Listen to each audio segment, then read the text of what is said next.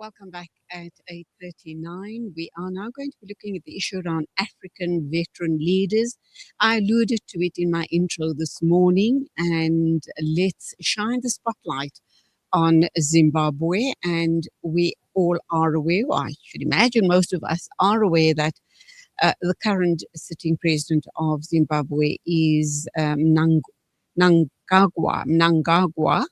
He came into power after a 2017 military coup, which ousted longtime leader Robert Mugabe, who was in power since independence in 1980.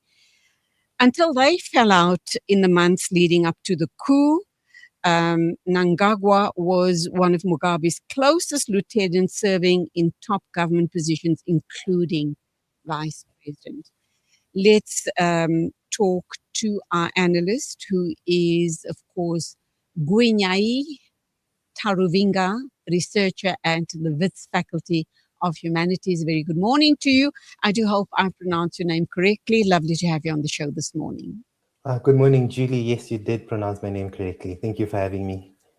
Absolute pleasure. And but just going by your name, I am assuming that you are of Zimbabwean origin as well. Yes, ma'am, I am. Okay. What do you make of this current situation?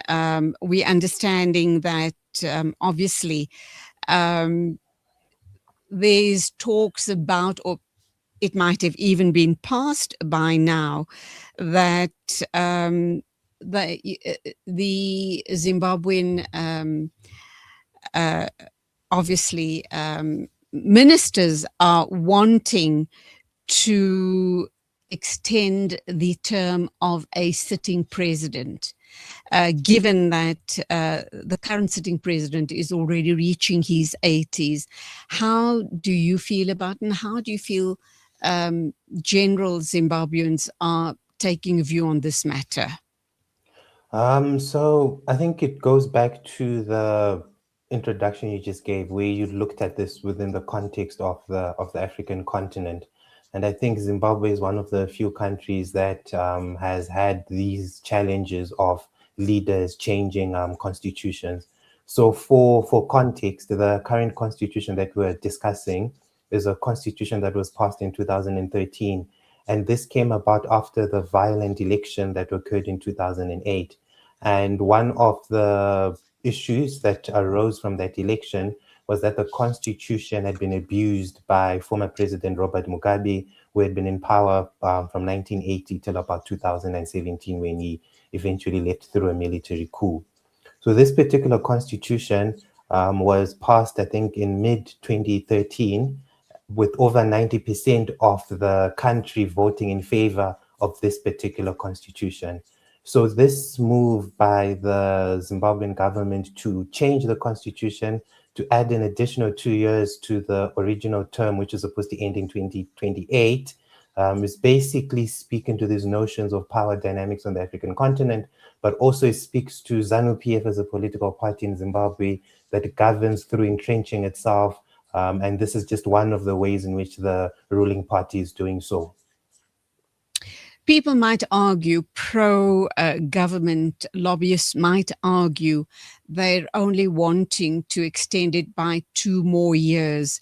However, some activists and veterans among, in the country, of course, have launched court challenges against the plan to extend Mnangagwa's time as head of state. Unfortunately, this was struck off the court roll this week, supposedly for technical reasons. Your thoughts? I think, again, when we look at the Zimbabwean state, it represents, I think, a state that is fighting, or, fighting with the citizens, but more or less the power dynamics in the country are such that the ruling party has entrenched itself within the Zimbabwean state.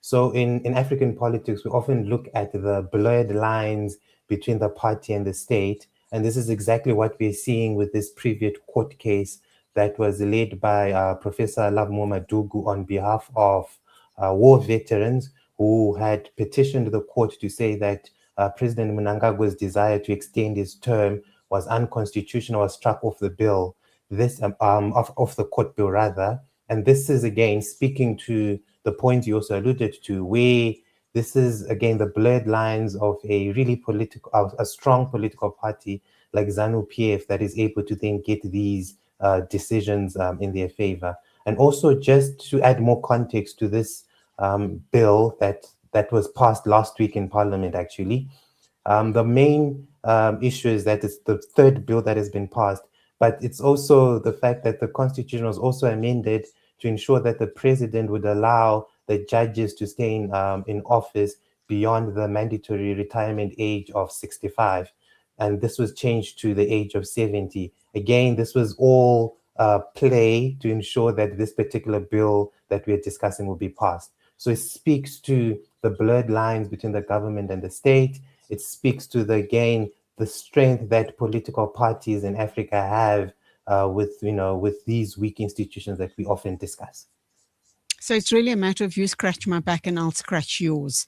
Exactly. That being said, we're going to have to wrap up. But my final question to you, how do you suppose the people of Zimbabwe are going to take this matter? Do you think that there might be some sort of an uprising, protest action? Do you perhaps suppose there might be someone waiting, opposition parties that might start thinking about a coup to get Mnangagwa out of power? Are there any stirrings, any noises on the ground that this could happen? So unfortunately, I don't think there'll be any protests or uprisings. I think if there's any change that will happen within this particular discussion, this change will come within ZANU-PF itself, as we saw in 2017 when Robert Mugabe was removed from power. So unfortunately, the only change or the only radical shift we will see is if within ZANU-PF itself, certain elements, particularly those led by the current Vice President General, our former Army General Chiwenga, decide to, maybe make a stand against this. This is the only change that we'll see. But it's highly unlikely that there'll be external actors within Zimbabwe who will be able to maybe, stand up to this change that has been made to the Constitution. And that's where we leave it. Gwinyai Taruvinga, researcher at Wits Faculty of Humanities. Thank you for your input. It is exactly 8:46 a.m. We are going to be taking an ad break, and when we come back, we are going to be looking at PEPFAR funding cuts and the impact on South Africans.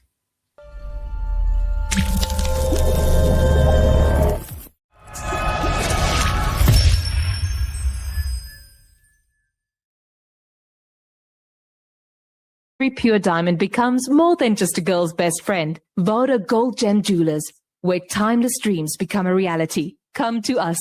We tailor-make designer gold, platinum, and diamond jewelry. Trade in or remodel your old gold. Clad yourself with classy name-branded watches. We offer insurance valuation and free Zakat calculation. Visit us at 534 Ridge Road over